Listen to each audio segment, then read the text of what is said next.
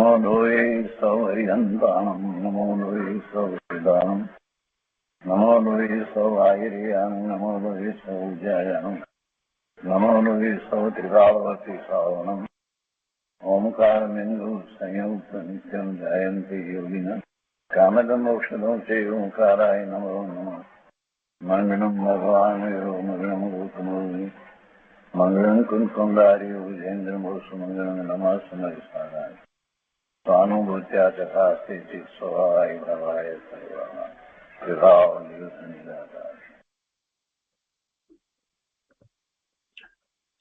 સ્વામી કાર્તિકેય અનુપ્રેક્ષા. શુભચંદ્રાચાર્ય ભગવાનની ટીકા અને પંડિત જયચંદજી છાબડાના ભાવાર્થ ટીકા સહિત આપણે સ્વામી કાર્તિકેય અનુપ્રેક્ષાનો સ્વાધ્યાય કરી રહ્યા છીએ અને પૂજ્ય ગુરુદેવ કાંજી સ્વામી એમાંથી આપણને ઘણું અધ્યાત્મ સમજાવી રહ્યા છે.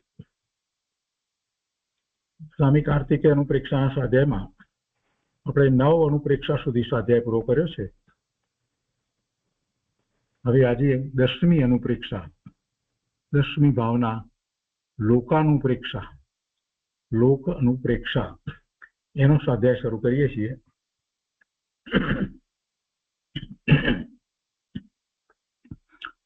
અહીંયા શાસ્ત્રમાં આ લોકાનુપ્રેક્ષા ને સમજવા માટે કેટલીક વાત શરૂઆતમાં જે આપી છે એ આપણે ઝડપથી જોઈ લઈએ છીએ. કેમ કે કર્ણાનુયોગનો વિષય છે અને કર્ણાનુયોગના વિષયની અંદર આપણને કેટલીક વસ્તુ ખબર હોવી જોઈએ, ક્ષેત્રના માપ, કાળના માપ વગેરે સંબંધીની. તો એ માટે અહીંયા શરૂઆતમાં જે વર્ણન આપવામાં આવ્યું છે એ આપણે લઈએ છીએ. આપણે અસંખ્યાત શબ્દ વાપરીએ છીએ, અનંત શબ્દ વાપરીએ છીએ, તો એ બધાના અર્થ કેવી રીતે થાય, શું થાય, એ બધું સામાન્ય અહીંયા કહેવામાં આવ્યું છે.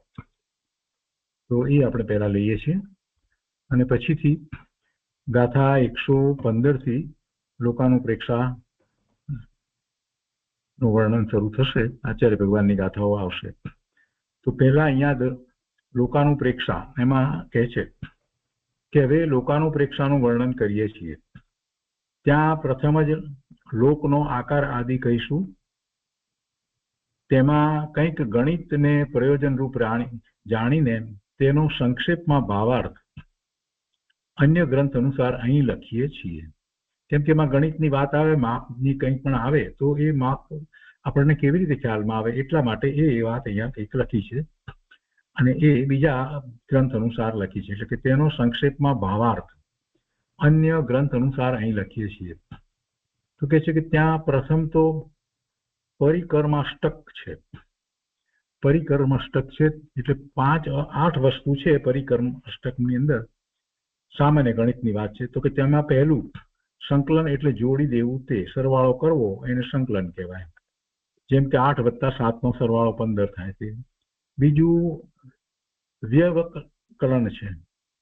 પેલું સંકલન હતું, આ વ્યવકલન છે એટલે વ્યવકલન એટલે બાદબાકી કરવી. તે જેમાં 8 માંથી 3 બાદ કરતા 5 રહે તે રીતે. ત્રીજું ગુણાકાર છે, જેમ કે 8 ને 7 થી ગુણતા 56 થાય. ચોથું ભાગાકાર છે, જેમ કે 8 ને 2 નો ભાગ આપતા 4 થાય. પાંચમું વર્ગ એટલે બરાબર સંખ્યાની 2 રાશિ ગુણતા જેટલા થાય તેટલા તેના વર્ગ કહેવાય. જેમ કે 8 × 8 કરીએ તો 64 થાય અને એનું જ પછી વર્ગમૂળ કહીએ એ છઠ્ઠું. તો છઠ્ઠું વર્ગમૂળ છે એટલે જેમ 64 નું વર્ગમૂળ 8 છે તેમ. અને એના પછી ઘનમૂળ છે, ઘન છે અને પછી ઘનમૂળ છે. 7મું ઘન એટલે કે 3 રાશિ બરાબર ગુણતા જે થાય તે. જેમ કે 8 × 8 × 8 એટલે 8 નો ઘન એટલે 512 થાય અને એનું ઘનમૂળ કાઢીએ 512 નું ઘનમૂળ તો 8 કહેવાય. તે રીતે એ આપણે જાણીએ છીએ. તો એ 8 થયા તો એને પરિકર્માષ્ટક જાણવું. એ અષ્ટની વાત, એ સામાન્ય ગણિતની વાત, બહુ સહેલી વાત પહેલા તો લીધી છે. પછી આગળ કહે છે કે વળી ત્રૈરાશિક છે, જેમાં એક પ્રમાણ રાશિ, એક ફળ રાશિ તથા એક ઈચ્છા રાશિ છે. જેમ કે કોઈ વસ્તુ 2 રૂપિયાની 16 ફેર આવે તો 8 રૂપિયાની કેટલી આવે? તો આપણે સમજીએ છીએ કે એ 64 આવે. તો એ આપણે ગણિતમાં શીખી ગયા છે. તો કઈ એમાં પ્રમાણ રાશિ કોને કહેવાય, ફળ રાશિ કોને કહેવાય, ઈચ્છા રાશિ કોને કહેવાય, એ આપણે તો સમજવાનું છે. તો પ્રમાણ રાશિ એ 2 છે. 2 રૂપિયાની 16 વસ્તુ એ પ્રમાણ તરીકે લેવામાં આવી છે. તો 8 રૂપિયાની કેટલી થાય? તો ફળ રાશિ જે છે એ 16 છે. કેમ કે 2 રૂપિયાની 16 છે એટલે 16 એ ફળ છે. 2 ને પ્રમાણ રાશિ કહેવાય, 16 ને ફળ રાશિ કહેવાય. અને હવે આપણી ઈચ્છા શું છે? 8 રૂપિયાની કેટલી છે? તો ઈચ્છા રાશિ 8 છે. તો ત્યાં ફળ રાશિ ને ઈચ્છા રાશિ સાથે ગુણતા 128 થાય. તેને પ્રમાણ રાશિ ની 2 સંખ્યાથી ભાગતા 64 ફેરાવે. આ આપણને આવડે છે. આ ગણિત આપણને 5મા ધોરણનું ગણિત આપણને આવડે છે. પણ એના શબ્દ ફક્ત જાણવાની વાત હતી. પ્રમાણ રાશિ, ફળ રાશિ અને ઈચ્છા રાશિ. હવે આગળ એ રીતે ક્ષેત્રફળને માટે કહે છે. તે વળી ક્ષેત્રફળ એટલે જ્યાં સમાન ખંડ ભાગ કરીએ તેને ક્ષેત્રફળ કહીએ છીએ. જેમ કે ખેતરમાં દોરી માપીએ ત્યારે એ ક્ષેત્રફળના માપ જે જૂની પદ્ધતિમાં જે કહેવામાં આવે છે એ અહીંયા લીધા છે. કંચવાસી, 20 વાસી, વીઘા કરીએ છીએ એ પ્રમાણેના માપ છે. તો તે ક્ષેત્રફળ કહેવાય છે. જેમ કે 80 હાથની દોરી હોય તેના 20 ગુઠા કરતા 4 હાથનો 1 ગુઠો થાય, 20મો ભાગ. એટલે તો એ પ્રમાણે એક દોરી લાંબુ પહોળું ખેતર હોય તો તેના 4 હાથના લાંબા પહોળા ખંડ કરીએ તો 20 ને 20 ગુણતા 400 થાય. તેને કંચવાસી કહે છે. તેની 20 વાસી થઈ તેનો 1 વીઘો થયો. અને એ પ્રમાણે આપણે અત્યારે વીઘાના માપને બદલે એકરના માપ વગેરે એ રીતે લઈએ છીએ. તો એના પણ માપ હોય છે. આપણે માઇલની અંદર પણ ગણીએ છીએ. 1 માઇલ ગુણ્યા 1 માઇલ, 1 ચોરસ માઇલ, તો 1 સ્ક્વેર માઇલ કહીએ છીએ આપણે. તે એવી રીતે કિલોમીટરમાં લઈએ કે એ રીતે જે ક્ષેત્રફળના માપ હોય છે તે આપણે જાણીએ છીએ. લંબાઈ ગુણ્યા પહોળાઈ કરી અને એ જ રીતે જુદા જુદા આકાર માટે પણ આપણે કેવી રીતે એનું ક્ષેત્રફળ કાઢવું એ આપણે ગણિતમાં શીખી ગયા છીએ. આ બધું 6ઠા 7મા ધોરણના ગણિતની અંદર બધું આવે છે. ગોળ આકાર જે છે એનું ક્ષેત્રફળ, ત્રિકોણનું ક્ષેત્રફળ એ બધું આવે છે. તો એ જ રીતે કહે છે કે એ પ્રમાણે ચોરસ, ત્રિકોણ, ગોળ આદિ ક્ષેત્ર હોય તેને સમાન ખંડથી માપી ક્ષેત્રફળ લાવવામાં આવે છે. એ જ પ્રમાણે લોકના ક્ષેત્રને યોજન આદિની સંખ્યા વડે જેવું ક્ષેત્ર હોય તેવા વિધાનથી ક્ષેત્રફળ લાવવાનું વિધાન ગણિત શાસ્ત્રથી જાણવું. એટલે આપણે જૂની પદ્ધતિ પ્રમાણે યોજનમાં ક્ષેત્રફળ માપીએ છીએ. અહીંયા કહે છે કે લોકના ક્ષેત્રમાં અને દ્રવ્યોની ગણનામાં અલૌકિક ગણિત 21 છે. હવે જરાક આ વાતને સમજી લેવાની છે. બહુ સહેલું છે. લોકના ક્ષેત્રમાં અને દ્રવ્યોની ગણનામાં અલૌકિક ગણિત 21 છે તથા ઉપમા ગણિત 8 છે. તો ત્યાં સંખ્યાતના 3 ભેદ છે. આપણે કહીએ છીએ ને સંખ્યાત અને અસંખ્યાત કહીએ છીએ. સંખ્યાત અને અસંખ્યાત એમ કહીએ છીએ, અથવા તો અનંત કહીએ છીએ. તો એમાં સંખ્યાતના 3 ભેદ પડે: જગન્ય, મધ્યમ અને ઉત્કૃષ્ટ. અસંખ્યાત એટલે ગણી ન શકાય. એને આપણે સામાન્ય રીતે પણ સંખ્યામાં આવે, અનંત નથી. એટલે તો એ અસંખ્યાતના 9 ભેદ છે. સંખ્યાતના તો 3, જગન્ય, મધ્યમ અને ઉત્કૃષ્ટ એમ સંખ્યાતના 3 ભેદ કયા, અને અસંખ્યાતના 9 ભેદ છે. તેમાં જગન્ય, મધ્યમ અને ઉત્કૃષ્ટ એ 3 પ્રકારે પરિત અસંખ્યાત છે. પરિતા સંખ્યાત એટલે પરિત અસંખ્યાત. પરિત અસંખ્યાતના જગન્ય, મધ્યમ અને ઉત્કૃષ્ટ 3 ભેદ થયા.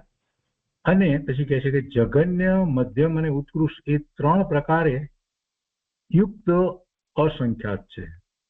પરિત અસંખ્યાત અને એ જ રીતે યુક્ત અસંખ્યાત, એના પણ 3 ભેદ: જગન્ય, મધ્યમ અને ઉત્કૃષ્ટ. તથા જગન્ય, મધ્યમ અને ઉત્કૃષ્ટ એ 3 પ્રકારે અસંખ્યાત અસંખ્યાત. પરિત અસંખ્યાત, યુક્ત અસંખ્યાત અને અસંખ્યાત અસંખ્યાત. એ ત્રણેયમાં 3 ભેદ: જગન્ય, મધ્યમ અને ઉત્કૃષ્ટ, એટલે 9 પ્રકાર થયા. અસંખ્યાતના 9 પ્રકાર થયા. પરિત, યુક્ત અને અસંખ્યાત અસંખ્યાત એ ત્રણેય પ્રકારે 9 થયા. અસંખ્યાતના ભેદ 9. વળી એ જ રીતે અનંતના પણ 9 ભેદ છે અને તે આ પ્રમાણે જગન્ય, મધ્યમ અને ઉત્કૃષ્ટ એ 3 પ્રકારથી પરિત અનંત, એ જ રીતે જગન્ય, મધ્યમ અને ઉત્કૃષ્ટ એ 3 પ્રકારથી યુક્ત અનંત તથા જગન્ય, મધ્યમ અને ઉત્કૃષ્ટ એ 3 પ્રકારથી અનંતા અનંત. એટલે ફક્ત શબ્દ આપણે 3 જ નવા યાદ રાખવાના છે: પરિત, યુક્ત અને અનંત તે અસંખ્ય. એ 3 પ્રકારથી ત્રણેયના જગન્ય, મધ્યમ અને ઉત્કૃષ્ટ એમ કરીએ એટલે 9 થશે.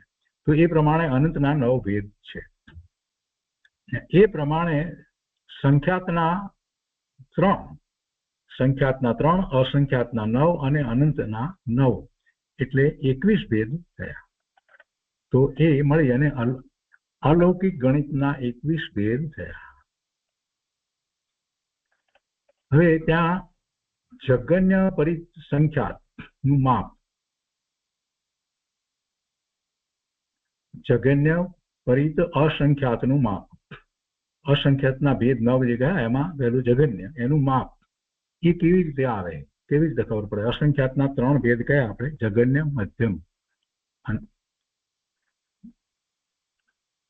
અને ઉત્કૃષ્ટ એ 3 ભેદ આપણે જે કયા.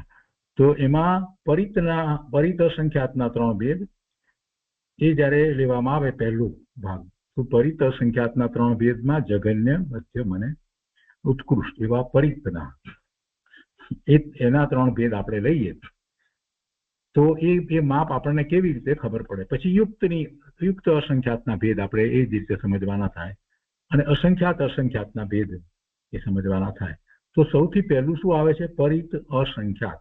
અને પરિત અસંખ્યાતના 3 ભેદમાં પહેલો જગન્ય, પછી બીજો જે છે તે મધ્યમ અને ત્રીજો ઉત્કૃષ્ટ. તો પહેલી વાત લે છે કે ત્યાં જગન્ય, પરિત, અસંખ્યાતનું માપ લાવવા માટે કેવી રીતે લાવીશું, કોને કહેવાય? તો એનો આખો વિસ્તાર આપ્યો છે, સમજ આપી છે. યાદ રહે તો સારી વાત છે, ન યાદ રહે તો કઈ વાંધો નથી. એક વખત સમજવા માટે સારી વાત છે કે જેથી આપણને ખ્યાલ આવે કે કેટલું મોટું માપ છે, કેટલી મોટી સંખ્યા છે કે જેથી એને અસંખ્યાત કહેવામાં આવી. આ તો જગન્ય, પરિત, અસંખ્યાતનું માપ લાવવા માટે જંબુદ્વીપ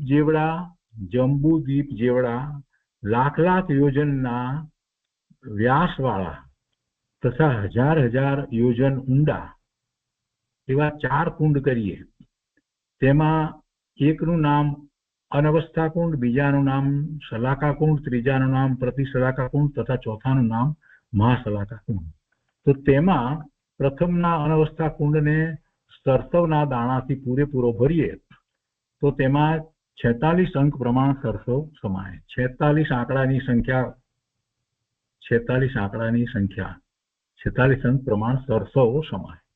તો તેને સંકલ્પ માત્ર લઈ અને ચાલીએ તો તેમાંથી એક દ્વીપમાં અને એક સમુદ્રમાં એ પ્રમાણે નાખતા જઈએ તો ત્યાં જ્યાં એ સરસવ પૂરા થાય તે દ્વીપ વા સમુદ્રના માપ પ્રમાણે અનવસ્થા કુંડ કરી તેમાં સરસવ ભરીએ અને સલાકા કુંડમાં એક સરસવ બીજો લાવીને નાખીએ. હવે એ બીજા અનવસ્થા કુંડમાંથી એક સરસવ એક દ્વીપમાં અને એક સમુદ્રમાં એ પ્રમાણે નાખતા જઈએ.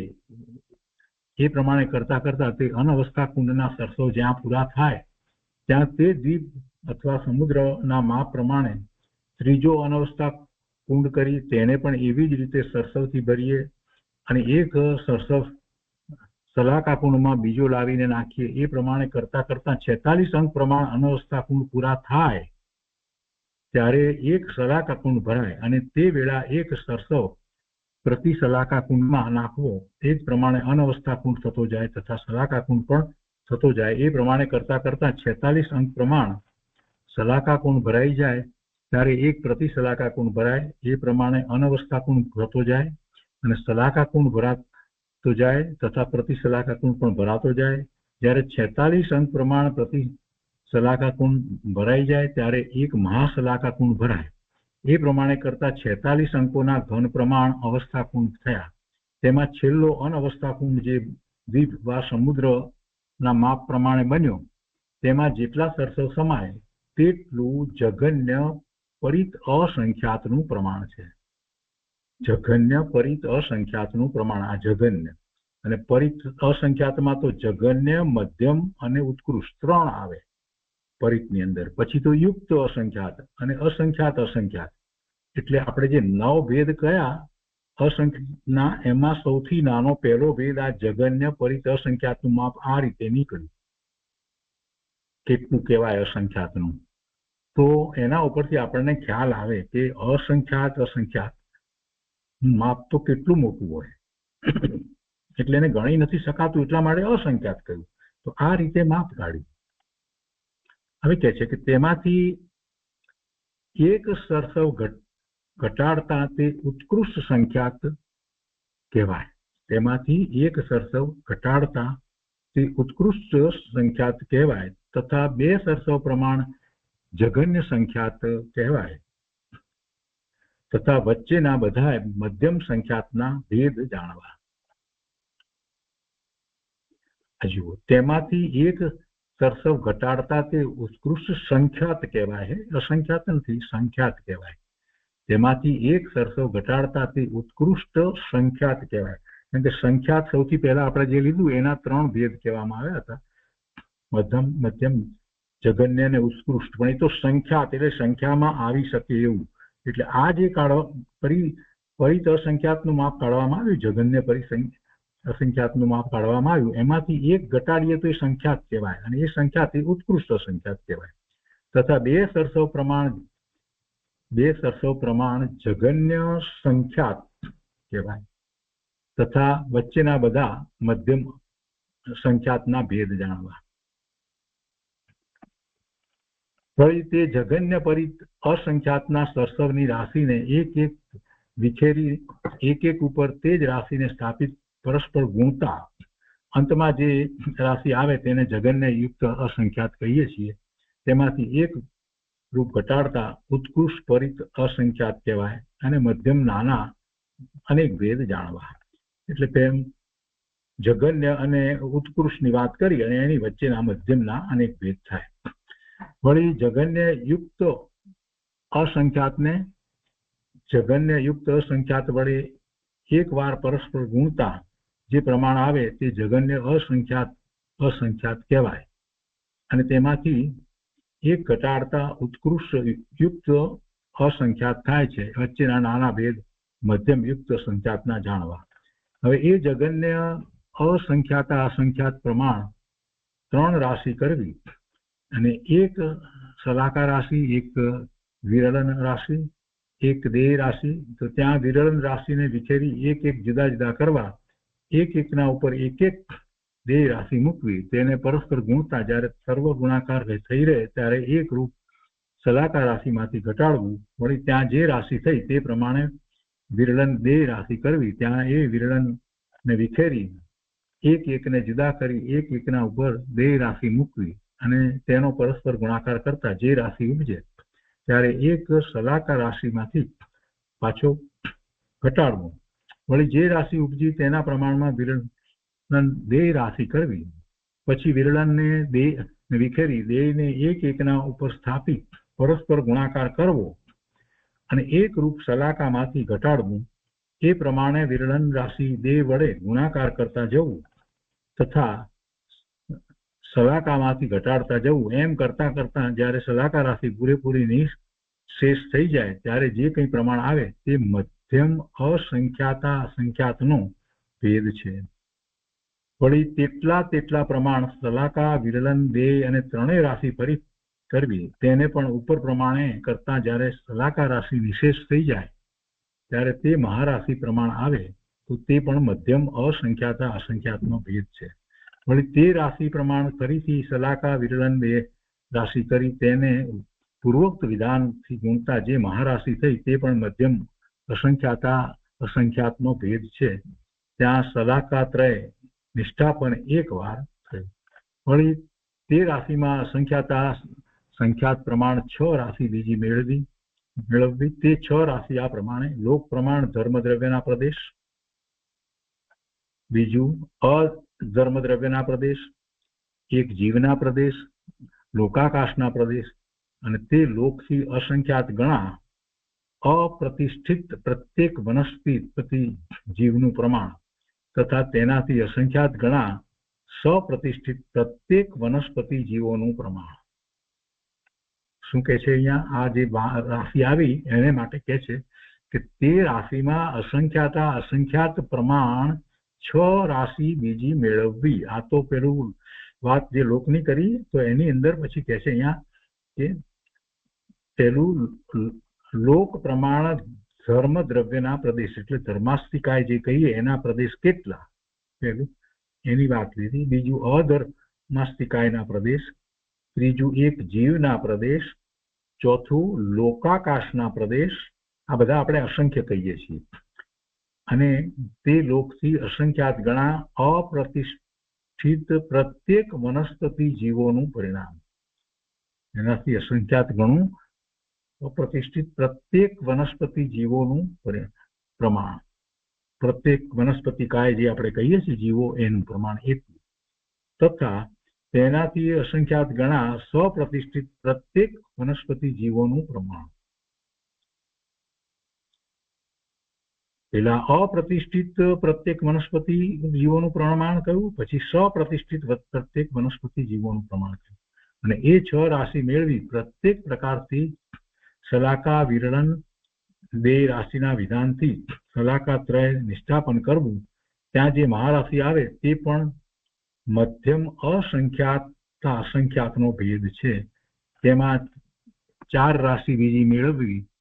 તે આ પ્રમાણે 20 કોડાકોડી સાગર પ્રમાણ કલ્પકાળના સમય, બીજું સ્થિતિબંધના કારણરૂપ કષાયોના સ્થાન, ત્રીજું અનુભાગ બંધના કારણરૂપ કષાયોના સ્થાન, અને ચોથું યોગના અવિભાગ પ્રતિછેદ. કેમ કે હવે આ જે સંખ્યાઓની વાત જે કરવામાં આવી તો સંખ્યા આપણે અહીંયા પણ આપણે સમજીએ છીએ ને, સાગરો પ્રમાણ જે આયુષ્યના જે હોય છે એની અંદર પણ આપણે કહીએ છીએ ને 20 કોડાકોડી સાગર પ્રમાણ કલ્પકાળના સમય, 20 કોડાકોડી સાગર પ્રમાણ કલ્પકાળના સમય, અને સ્થિતિબંધના કારણરૂપ કષાયોના સ્થાન, અનુભાગ બંધના કારણરૂપ કષાયોના સ્થાન તથા યોગના અવિભાગ પ્રતિછેદ. એ પ્રમાણે 4 રાશિ મેળવી પૂર્વોક્ત વિધાનથી શલાકાત્રય નિષ્ઠાપન કરવું. એ પ્રમાણે કરતા જે પ્રમાણ થયું તે જગન્ય પરિત અનંત રાશિ થઈ. આપણે તો અનંત એમને બોલીએ છીએ પણ અહીંયા અસ્પષ્ટતા હતી કે એ રીતે જગન્ય પરિત અનંત રાશિ થઈ. તેમાંથી એક રૂપ ઘટાડતા ઉત્કૃષ્ટ અસંખ્યાત થાય છે અને વચ્ચેના જુદા જુદા ભેદ મધ્યમના જાણવા. વળી જગન્ય પરિત અનંત રાશિનું વિરલન કરી એક ઉપર એક જગન્ય પરિત અનંત સ્થાપન કરી પરસ્પર ગુણતા જે પ્રમાણ થાય તે જગન્ય યુક્ત અનંત જાણવું. તેમાંથી એક ઘટાડતા ઉત્કૃષ્ટ પરિત અનંત થાય છે. વચ્ચેના જુદા જુદા ભેદ મધ્યમ પરિત અનંતના છે. વળી જગન્ય યુક્ત અનંત અને જગન્ય યુક્ત અનંત વડે એક વાર પરસ્પર ગુણતા જગન્ય અનંતા અનંત થાય છે. તેમાંથી એક ઘટાડતા ઉત્કૃષ્ટ યુક્ત અનંત થાય છે. તથા વચ્ચેના જુદા જુદા ભેદ મધ્યમ પરિત અનંતના જાણવા. હવે ઉત્કૃષ્ટ અનંતને લાવવાનો ઉપાય કહે છે. ઉત્કૃષ્ટ અનંતા અનંત આ 9મો સૌથી છેલ્લો, અને બીજી રીતે કહીએ તો 21મો. તો જગન્ય અનંતા અનંત પ્રમાણ શલાકા વિરલન 2 એ 3 રાશિ વડે અનુક્રમે પ્રથમ કયા પ્રમાણે શલાકાત્રય નિષ્ઠાપન કરતા મધ્યમ અનંતા અનંત ના ભેદરૂપ રાશિ આવે છે. તેમાંથી સિદ્ધ રાશિ, નિગોદ રાશિ, પ્રત્યેક વનસ્પતિ સહિત નિગોદ રાશિ, પૂતગળ રાશિ, કાળના સમય તથા આકાશના પ્રદેશ એ 6 રાશિ મધ્યમ અનંતા અનંત ભેદ રૂપે મેળવીને શલાકાત્રય નિષ્ઠાપન પૂર્વવત વિધાનથી કરતા મધ્યમ અનંતા અનંતના ભેદરૂપ રાશિ આવે છે. તેમાં ફરી ધર્મદ્રવ્ય અધર્મદ્રવ્યના અગુરુ લઘુ ગુણના અવિભાગ પ્રતિષેધ મેળવતા જે મહારાશિ પ્રમાણ રાશિ થઈ તેને ફરી પૂર્વોક્ત વિધાનથી શલાકાત્રય નિષ્ઠાપન કરતા જે કોઈ મધ્યમ અનંતા અનંતના ભેદ રૂપ રાશિ થાય તેને કેવળ જ્ઞાનના અવિભાગ પ્રતિષેધનો સમૂહ પ્રમાણમાં ઘટાવી ફરી મેળવવી, ત્યારે કેવળ જ્ઞાનના અવિભાગ પ્રતિષેધ રૂપ ઉત્કૃષ્ટ અનંત પ્રમાણ રાશિ થાય છે. કેવળ જ્ઞાનના અવિભાગ પ્રતિષેધ કેટલા? તો અનંત પ્રમાણ આપણે જે કહીએ છીએ તો આ હવે કે છે કે ઉપમા પ્રમાણ 8 પ્રકારથી કહ્યું છે. પલ્ય, સાગર, સુચયંગુલ, સુચયમ, અંગુલ. એમાં તો ખરેખર અંગુલ શબ્દ અહીંયા જ સંધિમાં કરેલો છે. સુચય અંગુલ, પ્રતર અંગુલ, ઘન અંગુલ એટલે ઘના અંગુલ, પ્રતરાંગુલ. જે રીતે જગત શ્રેણી, જગત પ્રતર અને જગત ઘન. તેમાં પલ્યના 3 પ્રકાર છે: વ્યવહાર પલ્ય, ઉદ્ધાર પલ્ય તથા અદ્ધા પલ્ય. ત્યાં વ્યવહાર પલ્ય તો રોમોની સંખ્યા છે, કેટલા રોમ આપણે જે કહીએ છીએ તે રોમની સંખ્યા પ્રમાણે જ છે. ઉદ્ધાર પલ્ય વડે દ્વીપ સમુદ્રોની સંખ્યા ગણવામાં આવે છે તથા અદ્ધા પલ્ય વડે કર્મોની સ્થિતિ તથા દેવ આદિકની આયુ સ્થિતિ ગણવામાં આવે છે. હવે તેમનું પરિણામ જાણવા માટે પરિભાષા કહે છે. અનંત પૂતગલના પરમાણુઓના સ્કંદને એક અવસન્નાસન કહે છે.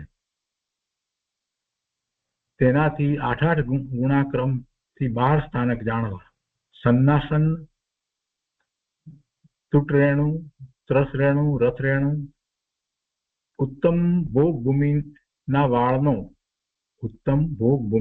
વાળનો અગ્રભાગ, મધ્ય ભોગ ભૂમિના વાળનો અગ્રભાગ, જઘન્ય ભોગ ભૂમિના વાળનો અગ્રભાગ, કર્મ ભૂમિના વાળનો અગ્રભાગ, લીખ, સરસવ, જવ અને આંગળ એ 12 સ્થાનક છે.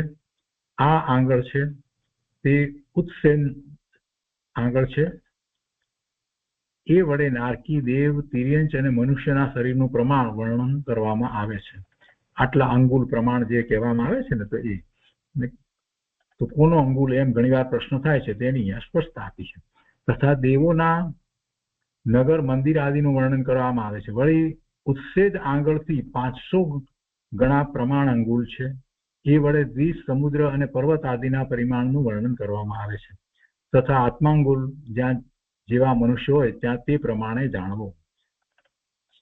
6 આંગળનો પાદ થાય છે. 2 પાદનો એક વિલસ્ત એટલે વેંત થાય છે અને 2 વિલસ્તનો એક હાથ થાય છે. 2 હાથનો એક ભીંસ વાર થાય છે. 2 ભીંસનો એક ધનુષ થાય છે અને 2000 ધનુષનો એક કોષ થાય છે અને 4 કોષનો એક યોજન થાય છે. અહીં પ્રમાણ અંગુલ વડે ઉપજો એવો એક યોજન પ્રમાણ ઊંડો અને પહોળો એક ખાડો કરવો અને તેને ઉત્તમ ભોગ ભૂમિમાં ઉપજેલા જન્મથી માંડી 7 દિવસ સુધીના મેંઢાના વાળના અગ્રભાગ વડે ભૂમિ સમાન અત્યંત દાબીને ભરવો. એ પ્રમાણે ભરતા તે ખાડામાં 45 લાખ અંકો પ્રમાણ રોમ સમાય છે. તેમાંથી દર 100 વર્ષ રીતે એક રોમ કાઢવો. એ પ્રમાણે કરતા એક ખાડો તદ્દન ખાલી થતા જેટલા વર્ષ થાય તેટલા વર્ષને એક વ્યવહાર પલ્ય કહે છે. આ પલ્યનું માપ કાઢવા માટે એની આ રીત છે. આ તો બહુ જાણીતું છે, બધાને લગભગ ખ્યાલ છે ને. એ વર્ષોના અસંખ્યાત સમય થાય છે. વળી એક રોમના અસંખ્યાત કરોડ વર્ષના જેટલા સમય થાય તેટલા ખંડ કરવામાં આવે તે ઉદ્ધાર પલ્યના રોમ ખંડ છે અને તેટલા સમય ઉદ્ધાર પલ્યના છે. એ ઉદ્ધાર પલ્યના અસંખ્યાત વર્ષના જેટલા સમય થાય તેટલા એક રોમના ખંડ કરતા એક અદ્ધા પલ્યના રોમ ખંડ થાય છે. તેના સમય પણ તેટલા જ છે. 10 કોડાકોડી પલ્યનો એક સાગર થાય છે. વળી એક પ્રમાણ અંગુલ પ્રમાણ લાંબા અને એક પ્રદેશ પ્રમાણ પહોળા ઊંચા ક્ષેત્રને એક સૂચ અંગુલ કહીએ છીએ. તેના પ્રદેશ અદ્ધા પલ્યના અર્ધછેદોનું વિલન કરી એક અદ્ધા પલ્ય તે ઉપર સ્થાપી પરસ્પર ગુણતા જે પ્રમાણ આવે તેટલા તેના પ્રદેશ છે. તેના વર્ગને એક પ્રતર અંગુલ કહીએ છીએ. સૂચ્યંગુલના ઘનને એક ઘનાંગુલ કહીએ છીએ. એક અંગુલ લાંબા પહોળા અને ઊંચા ભાગને ઘનાંગુલ કહીએ છીએ. 7 રાજુ લાંબા અને એક પ્રદેશ પ્રમાણ પહોળા ઊંચા ક્ષેત્રને એક જગત શ્રેણી કહીએ છીએ. આ જગત શ્રેણી શબ્દ હમણાં આપણે સ્વાધ્યાયમાં આવ્યો હતો. તો જગત શ્રેણી કઈ રીતે છે, કેટલી હોય? 7 રાજુ લાંબા અને એક પ્રદેશ પ્રમાણ પહોળા ઊંચા ક્ષેત્રને એક જગત શ્રેણી કહીએ છીએ. એક શ્રેણીમાં પણ એક પ્રદેશની એ શ્રેણી લેવાની, પણ 7 રાજુ સુધી લેવાની. તો તેની ઉત્પત્તિ આ પ્રમાણે છે. અર્ધાપલ્યના અર્ધછેદોના સંખ્યાત્મક ભાગના પ્રમાણનું વિરલન કરી એક એક ઉપર ઘનાંગુલ આપી પરસ્પર ગુણતા જે રાશિ આવે તે જગત શ્રેણી છે. જગત શ્રેણીનો વર્ગ છે તે જગત પ્રતર છે, અને જગત શ્રેણીનું ઘન છે તે જગત ઘન છે. તે જગત ઘન 7 રાજુ લાંબો પહોળો ઊંચો છે. એ પ્રમાણે લોકના પ્રદેશોનું પ્રમાણ છે, અને તે પણ મધ્યમ અસંખ્યાતનો ભેદ છે. એ પ્રમાણે અહીં સંક્ષેપમાં ગણિત કહ્યું. એ પ્રમાણે અહીં આ સંક્ષેપમાં ગણિત સમજાયું. હવે વિશેષ તમારે સમજવું હોય તો પાછા કહે છે અહીંયા કે વિશેષતાપૂર્વક તો તેનું કથન ગોમટસાર અને ત્રિલોકસારમાંથી જાણવું. દ્રવ્યમાં સૂક્ષ્મ તો પૂતગલ પરમાણુ, ક્ષેત્રમાં આકાશનો પ્રદેશ. જો સૂક્ષ્મ દ્રવ્યની અંદર સૂક્ષ્મ એ પૂતગલ પરમાણુ છે. 6 દ્રવ્યની અંદર પૂતગલ પરમાણુ છે સૂક્ષ્મ. ક્ષેત્રમાં સૂક્ષ્મ શું છે? તો ક્ષેત્રમાં આકાશનો પ્રદેશ. અને કાળની અંદર સૂક્ષ્મ શું છે? તો એક સમય. અને ભાવની અંદર ભાવમાં સૂક્ષ્મ શું છે? તો અવિભાગ પ્રતિછેદ, ભાવનો સૂક્ષ્મ ભાગ. એ ચારેયના સૂક્ષ્મ આપણને ખ્યાલ હોવા જોઈએ. પૂતગલ પરમાણુ જે છે એ 6 દ્રવ્યની અંદર એ સૂક્ષ્મ છે. ક્ષેત્રની વાત કરીએ તો આકાશનો એક પ્રદેશ, કાળની વાત કરીએ તો કાળનો એક સમય, અને ભાવની અપેક્ષાથી વિચાર કરીએ તો ભાવમાં અવિભાગ પ્રતિછેદ એ સૂક્ષ્મ છે. એ ચારેયને પરસ્પર પ્રમાણ સંજ્ઞા છે. અલ્પમાં અલ્પ તો આ પ્રમાણે છે, તથા વધારેમાં વધારે દ્રવ્યમાં તો આ સૂક્ષ્મ લીધું. તેવી રીતે મોટામાં મોટું વધારેમાં વધારે શું છે? તો જે પૂતગલ પરમાણુ જે છે એનો મહાસ્કંદ. ક્ષેત્રમાં શું છે? તો કે આકાશ, આકાશ લોકાકાશ નહીં, આકાશ.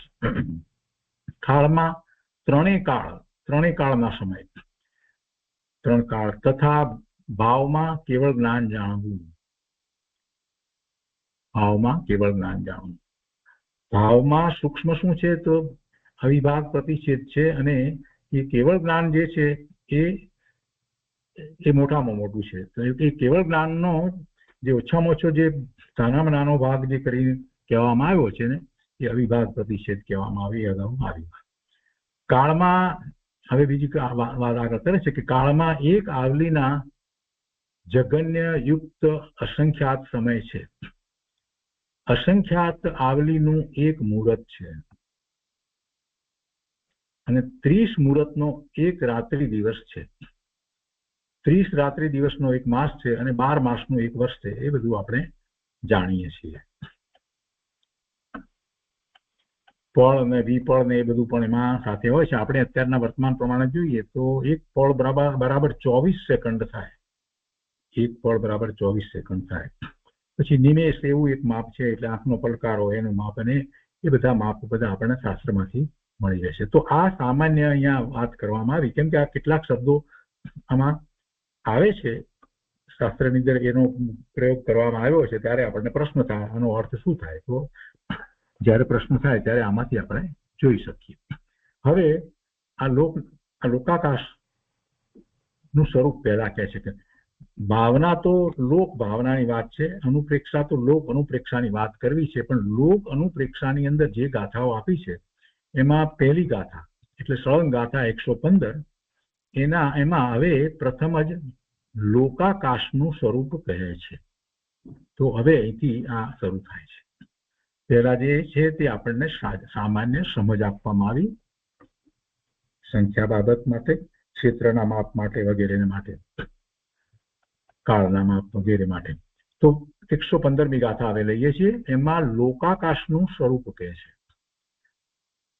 અનુપ્રેક્ષા તો લોક અનુપ્રેક્ષા છે, લોક ભાવના કેવી છે, પણ લોક ભાવના સમજાવવા માટે જે કેટલીક ગાથાઓ કહેવામાં આવી એમાંની આ પહેલી ગાથા 115 એમાં પ્રથમ લોકાકાશનું સ્વરૂપ કહે છે, જેમાં 6 દ્રવ્યો રહ્યા છે એ લોકાકાશ. તો સંસ્કૃતમાં ગાથા આ રીતે છે: સર્વાકાશમનંતમ તસ્ય ચ બહુમધ્ય સંસ્થિત લોક સહ કેન અપી નૈવ કૃતઃ ન ચ ધૃતઃ હરિહરાદિભિઃ. એના અર્થમાં કહે છે કે આકાશ દ્રવ્યનો ક્ષેત્ર પ્રદેશ અનંત છે. આકાશ દ્રવ્યના પ્રદેશ અનંત છે, એનું ક્ષેત્ર અને પ્રદેશ બંને અનંત છે. એટલે કે પ્રદેશ ક્ષેત્ર જે કહીએ તો એ ક્ષેત્રને આપણે પ્રદેશથી માપીએ છીએ તો એ અનંત છે. ક્ષેત્ર કહો કે પ્રદેશ કહો, આમ તો એક જ અર્થ છે. માપની વાત કરીએ તો આપણે પ્રદેશ પ્રમાણે માપીએ છીએ, એટલે અનંત પ્રદેશ એમ કહીએ છીએ. મૂળ તો કહેવું છે તો કે વિસ્તાર કેટલો છે એ ક્ષેત્ર, તો અનંત વિસ્તાર છે. તેના અતિ મધ્ય દેશમાં અર્થાત વચ્ચોવચના ક્ષેત્રમાં રહે છે તે લોક છે. આખું આકાશ, એ આખા આકાશના વચ્ચેમાં જે છે તે લોક છે, અથવા એને આપણે લોકાકાશ કહીએ છીએ. એટલા ભાગને, એ આકાશનો જ ભાગ છે જે વચ્ચોવચનો ક્ષેત્રનો જે છે તે એ લોક છે. તે લોક જેની અંદર 6 દ્રવ્યો રહ્યા છે તે લોક કોઈએ કર્યો નથી, કોઈએ બનાવ્યો નથી, તથા કોઈ હરિહર આદિએ ધારેલો અથવા રાખેલો નથી. કોઈ એના કરતા હરતા નથી. ભાવાર્થમાં કહે છે કે અન્ય મતમાં ઘણા કહે છે કે લોકની રચના બ્રહ્મા કરે છે, નારાયણ એની રક્ષા કરે છે અને શિવ સંહાર કરે છે. અને આ લોક ક્યાં રહ્યો છે તો કોઈ એમ માને છે કે કાચબા એ અથવા તો શેષ નાગે તેને ધારણ કર્યો છે, એની ઉપર આ લોક રહ્યો છે. ને પ્રલય થાય છે ત્યારે સર્વ શૂન્ય થઈ જાય છે અને બ્રહ્મની સત્તા માત્ર રહી જાય છે. એટલે બ્રહ્મની સત્તા છે, એટલે બ્રહ્મ ફરી પાછા એમાંથી, એ સત્તા પોતાની છે એમાંથી ફરીથી એ સૃષ્ટિની રચના કરે છે, એટલે થાય છે. એટલે બ્રહ્મા એનો કરતા લોકને બનાવે છે એમ. એટલે એવી એમાં એમની માન્યતા છે. શેષનાગ ઉપર રહ્યો છે અને પછી શેષનાગ હલે છે તો પછી એ પ્રલય થઈ જાય છે, અથવા તો કાચબા ઉપર રહ્યો છે અને હલે છે તો ત્યારે સર્વ શૂન્ય થઈ જાય છે, પ્રલય થાય છે એટલે. અને એ બ્રહ્મની સત્તા માત્ર રહી જાય છે, તથા એ બ્રહ્મની સત્તામાંથી ફરીથી સૃષ્ટિની રચના થાય છે. ઇત્યાદિ અનેક કલ્પિત વાતો અન્ય મતની અંદર છે. તો તે સર્વનો નિષેધ આ સૂત્રથી જાણવો. આ સૂત્રની અંદર જે કહેવામાં આવ્યું એ સૂત્રથી જાણવું કે આવી કોઈ વાત નથી, કોઈએ એની રચના કરી નથી. આખો આકાશ છે, અનંત આકાશ છે, એનો કોઈ છેડો નથી, કોઈ એનો અંત નથી. એની અંદર વચ્ચોવચ્ચ જે છે તે લોક છે, એને લોકાકાશ કહીએ છીએ. કોઈને પ્રશ્ન થાય કે વચ્ચોવચ્ચ કેવી રીતે શોધ્યું, પણ વચ્ચોવચ્ચ જ થાય ને. લોકાકાશની અપેક્ષાથી જોઈએ તો લોકાકાશની બધી જ બાજુ 10 દિશાઓની અંદર કોઈ માપ વિના અનંત સુધી ચાલ્યા જ જાઓ, બધી બાજુ ચાલ્યા જાઓ, તો એનો અર્થ શું થયો કે લોકાકાશ એ સેન્ટરમાં છે. એટલે અહીંયા એ રીતે જ વાત લેવામાં આવી છે. આ લોક એને કોઈએ કરેલો નથી, જેની અંદર બધા દ્રવ્યો છે. આકાશ સિવાય બીજા 5 દ્રવ્યો પણ એમાં છે. એને કોઈએ પોતાના ઉપર ધારણ કરેલો નથી, તથા કોઈથી નાશ પામતો નથી. જેવો છે તેવો જ શ્રી સર્વજ્ઞે દીઠો છે અને તે જ વસ્તુ સ્વરૂપ છે. આ લોકાકાશની વાત થઈ, અથવા તો આ લોક કહેવો, આ લોક. હવે આ લોકમાં શું છે તે કહે છે. તો 116મી ગાથામાં કહે છે કે અન્યોન્ય પ્રવેશેન ચ દ્રવ્યાણા આસનમ ભવેત લોકઃ દ્રવ્યાણા નિત્યાત્વ લોકસ્ય અપી જાનીહિ નિત્યત્વમ.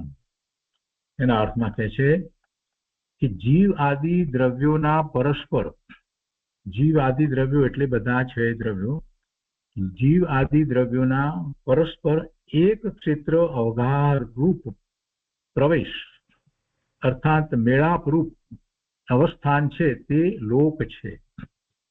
જેમાં આ બધા દ્રવ્યો રહ્યા છે, પરસ્પર સાથે રહેલા છે, એટલે મેળાપ રૂપ અવસ્થા છે તે લોક છે. લોકાકાશનો જે પ્રદેશ છે, એક પ્રદેશ, એની અંદર જીવના પ્રદેશ હોય અને પૂતગલના પ્રદેશ પણ હોય, ધર્માસ્તિકાય પણ હોય, અધર્માસ્તિકાય પણ હોય અને કારણો પણ હોય, બધા હોય. એટલે અહીંયા એ વાત કહે છે કે જીવ આદિ કહેતા બધા દ્રવ્યો આવ્યા, એ બધાના દ્રવ્યોના પરસ્પર એક ક્ષેત્ર અવગાહરૂપ એક ક્ષેત્રની અંદર સાથે રહ્યા છે. પ્રવેશ, એક ક્ષેત્ર અવગાહરૂપ પ્રવેશ અર્થાત મેળાપરૂપ અવસ્થાન છે તે લોક છે. જે દ્રવ્યો છે તે નિત્ય છે, તેથી લોક પણ નિત્ય છે એમ જાણો. ભાવાર્થમાં કહે છે કે 6 દ્રવ્યોનો સમુદાય છે તે લોક છે, તે 6 દ્રવ્યો નિત્ય છે, તેથી લોક પણ નિત્ય જ છે.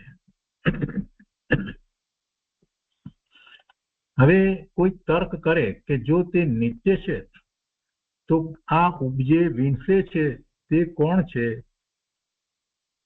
તેના સમાધાન રૂપ સૂત્ર કહે છે 117.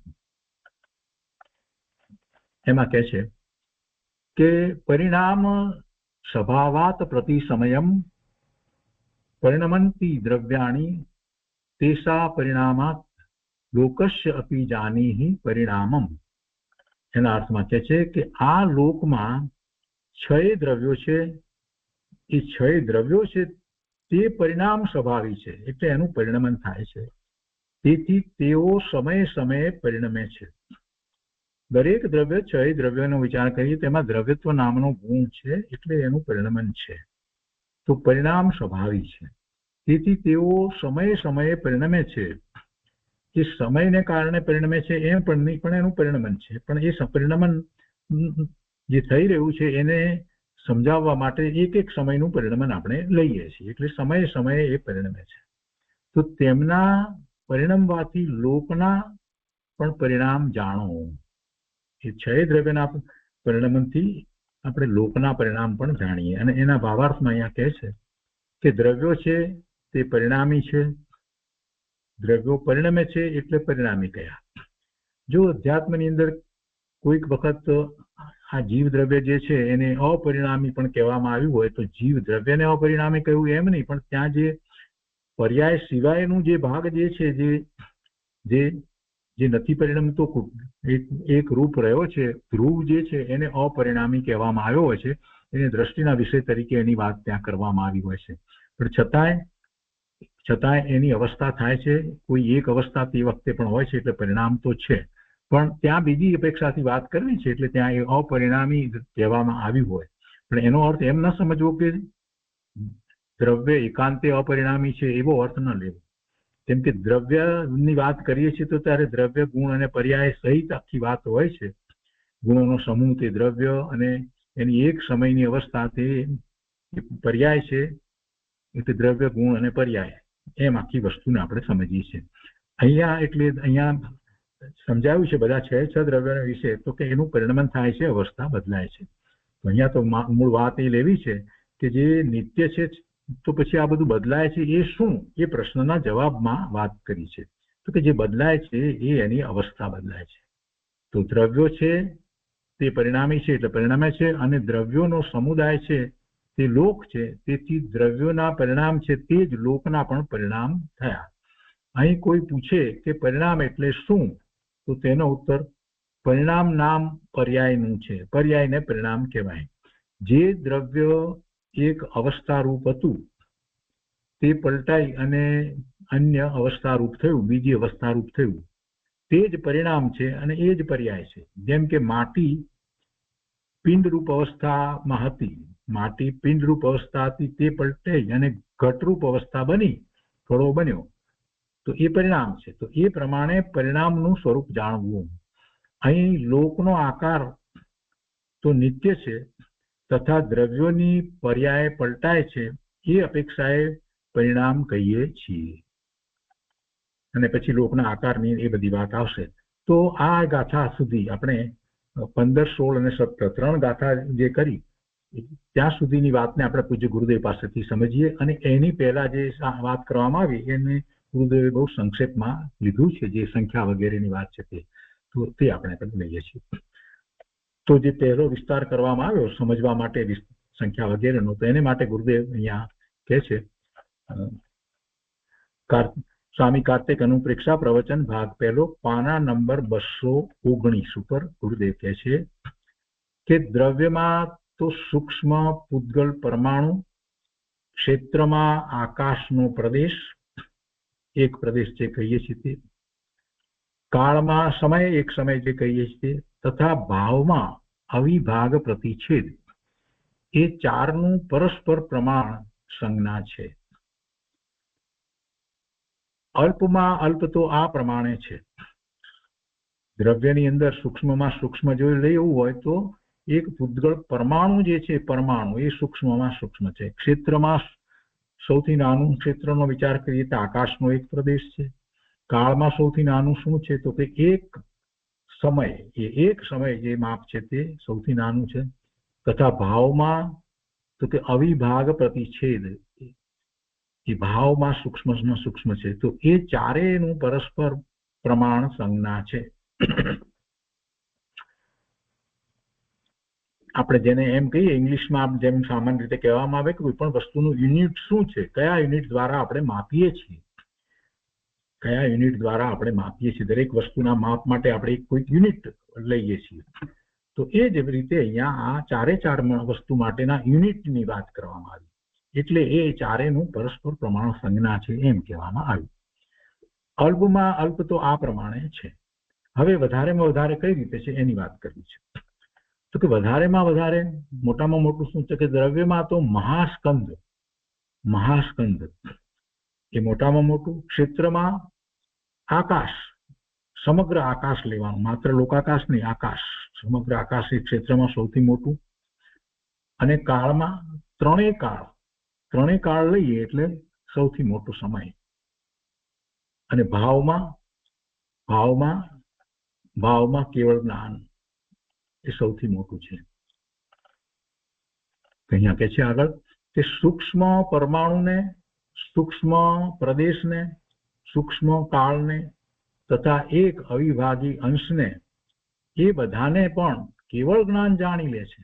ગમે તેટલું સૂક્ષ્મ છે તો પણ બધાને કેવળ જ્ઞાન જાણે છે. અને જગત વ્યાપી મહાસ્કંદ મોટામાં મોટો છે, તેને પણ ભગવાન આત્મા જાણી લે છે, જ્ઞાન જાણી શકે છે. અલોકનું ક્ષેત્ર સૌથી મોટું છે. લોકાકાશને અલોકાકાશ એમ કહીએ છીએ તો અલોકાકાશ, આખું આકાશ લઈએ તો પણ એનું ક્ષેત્ર સૌથી મોટું છે, તેને પણ જ્ઞાન જાણી લે છે.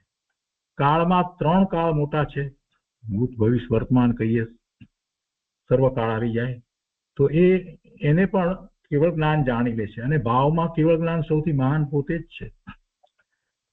કાળમાં એક આવલીના જગન્ય યુક્ત અસંખ્યાત સમય છે. એક આવલીમાં જગન્ય યુક્ત અસંખ્યાત સમય એક આવલીના સમય છે. અને અસંખ્ય આવલીનું એક મુહૂર્ત છે. અને આપણે એક મુહૂર્ત ને બીજી રીતે આપણે જોઈએ તો 2 ઘડી જે છે એટલે એક મુહૂર્ત કહેવાય. અંતર મુહૂર્ત આપણે કહીએ છીએ ને, 48 મિનિટથી ઓછો સમય, એક સમય ઓછો હોય તો અંતર મુહૂર્ત કહેવાય. તો 48 મિનિટ એટલે 2 ઘડી થાય. તો એ અસંખ્ય આવલીનું એક મુહૂર્ત છે. તો 30 મુહૂર્તનો એક રાત્રિ દિવસ અને 30 રાત્રિ દિવસનો એક માસ અને 12 માસનું એક વર્ષ છે, એ પણ આપણે જાણીએ છીએ. અને પળની વાત હતી તો આપણે હમણાં વચ્ચે આવ્યું તો એ પળ એટલે 24 સેકન્ડ જેટલો ભાગ સમય થાય છે. હવે ગાથાની શરૂઆત કરે છે ગુરુદેવ, અને 115મી ગાથા, જેની અંદર આકાશ દ્રવ્યનો ક્ષેત્ર પ્રદેશ અનંત છે અને તેના અતિ મધ્ય પ્રદેશમાં વચ્ચોવચ્ચ ક્ષેત્રની અંદર લોક છે, એ બધી વાત કરી અને કોઈએ બનાવ્યો નથી. તો એ વાત ઉપર પૂજ્ય ગુરુદેવ વિસ્તાર કરતા અહીંયા સમજાવે છે. કે કોઈએ હરિહર આદિએ એ બનાવ્યો નથી, રાખ્યો નથી, એનું કંઈ કરતા નથી. તો ગુરુદેવ વાત સમજાવે છે કે ચારે બાજુ તથા ઉપર અને નીચે અનંત અનંત અલોકાકાશ છે. અલોકાકાશ, લોકાકાશની ચારે બાજુ, દસે દિશામાં એમ કહીએ છીએ આપણે, તો બધી બાજુ અલોકાકાશ છે. તેની બરાબર વચમાં આ લોક નિરાલંબપણે રહેલો છે. એને કોઈ આલંબન, આધાર નથી, કોઈની ઉપર છે એવી કોઈ વાત છે જ નહીં. કોઈ આધારની જરૂર હોતી જ નથી. શેનો આધાર, શેની વાત? ગુરુદેવ કહે છે, કહો ચિદાનંદના જ્ઞાન મહિમાનો પાર નહીં, અને ક્ષેત્રમાં આકાશનો પાર નહીં. એવા અનંત અનંત અપાર અલોકને પણ ભગવાન આત્મા કેવળ જ્ઞાન સ્વભાવથી જાણી લે છે. મૂળ વાત તો આ સમજવાની છે. ભલે ને એટલો મોટો બધો જે કહેવામાં આવ્યો, પણ એ જાણ્યું કોણે? એ જ્ઞાનમાં જણાયું. કેવા જ્ઞાનમાં જણાયું? કેવળ જ્ઞાનમાં જણાયું. તો એ કેવળ જ્ઞાન આત્માનો સ્વભાવ છે. આગળ કહે છે, કહો આકાશનો ક્ષેત્ર સ્વભાવ અને આત્માનો જ્ઞાન સ્વભાવ. આકાશનો ક્ષેત્ર સ્વભાવ અપાર છે, એનો કોઈ પાર નથી, પણ એને પણ આત્માનો જ્ઞાન સ્વભાવ જાણે છે ને. આકાશનો ક્ષેત્ર સ્વભાવ અને આત્માનો જ્ઞાન સ્વભાવ. લોકની બહાર એમ ને એમ આગળ વિચારો કે ત્યાં શું હશે. બહારમાં ખાલી જગ્યા, ત્યાં ક્યાંય તેનો છેડો આવતો નથી. લોકની બહાર બધે અનંત અલોકાકાશ છે, એનો કોઈ છેડો નથી. તો તેને કોઈએ બનાવેલ નથી. સ્વયં સિદ્ધ લોક અને અલોક અનાદિ છે. સ્વયં સિદ્ધ આકાશ છે, એમાં જેટલા ભાગની અંદર, વચ્ચેના ભાગની અંદર જ્યાં 6 દ્રવ્યો રહ્યા છે એ લોકાકાશ છે, અને એ સિવાય બાકી બધું અલોક છે અથવા તો અલોકાકાશ છે. એ અનાદિથી છે, કોઈએ એની કોઈ રચના કરી નથી. અનંત અલોકની બરાબર મધ્યમાં લોક રહેલો છે. અનંત અલોકમાં ક્યાંય છેડો ન હોય. મોટા ક્ષેત્રમાં એક ઉદાહરણ આપીને ગુરુદેવ સમજાવે છે આપણને કે મોટા ક્ષેત્રની અંદર, મોટું ક્ષેત્ર હોય, એની અંદર એક રાઈનો દાણો પડ્યો હોય, તેમ અનંત અલોકની મધ્યમાં લોક તો રાઈના દાણા જેવો છે. રાઈનો દાણો તો લોકના અસંખ્યાતમાં ભાગનો છે, અને આ લોક છે એ તો અલોકના અનંતમાં ભાગનો છે. અસંખ્યાતમાં ભાગનો નહીં, પણ અનંતમાં ભાગનો છે.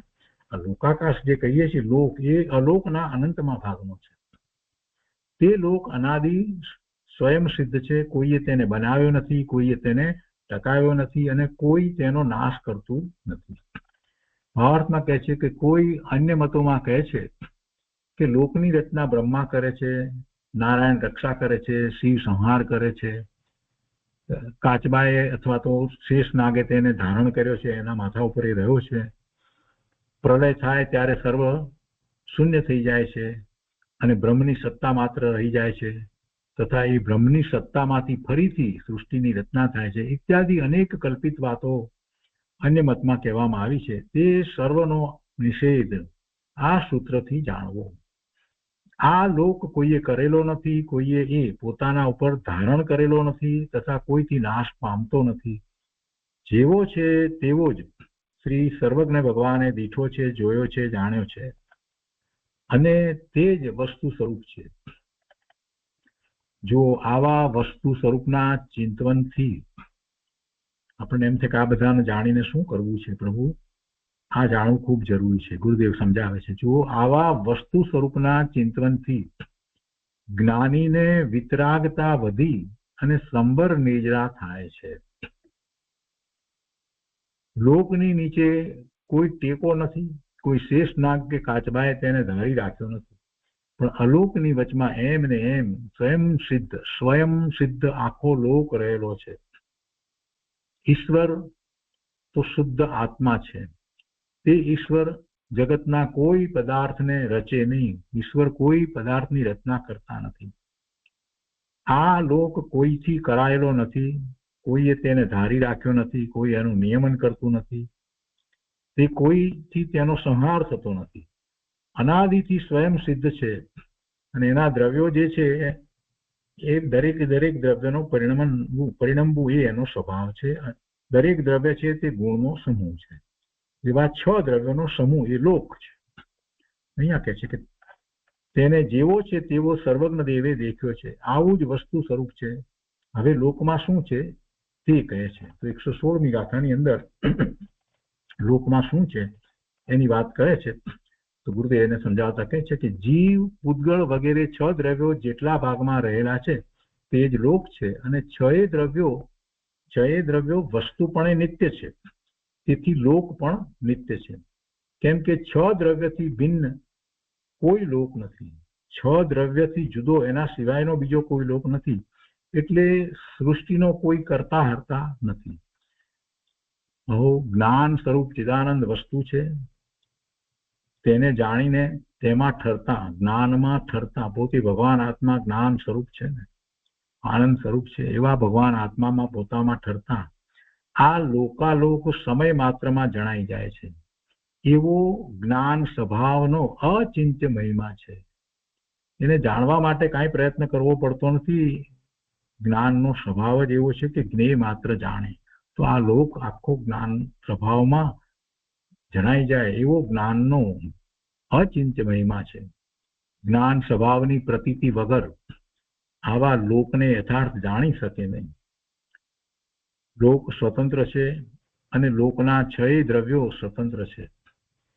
તેનો કરતા હરતા કોઈ નથી. લોકના 6 દ્રવ્યો નિત્ય છે. તેથી લોક પણ નિત્ય છે. અને હવે કહે છે કે આગળ કોઈ તર્ક કરે કે જો લોક નિત્ય છે તો એ ઉપજે છે અને વીણસે છે તે શું છે? તો તે કોણ છે? કોણ ઉપજે છે? કોણ વીણસે છે? તો તેના સમાધાન રૂપે ગાથા કહેવામાં આવી. એ ગાથા 117મી. અને એનો વિસ્તાર આપણે આવતી વખતે લઈશું. આપણે ગાથા અને એનો અર્થ વાંચ્યો છે, પણ હવે અહીંયાથી આવતા સ્વાધ્યાયમાં આપણે લઈશું. ઉત્પાદ વ્યયની વાત એમાં આવશે. તો આજનો સ્વાધ્યાય આપણે અહીંયા સુધી રાખીએ છીએ.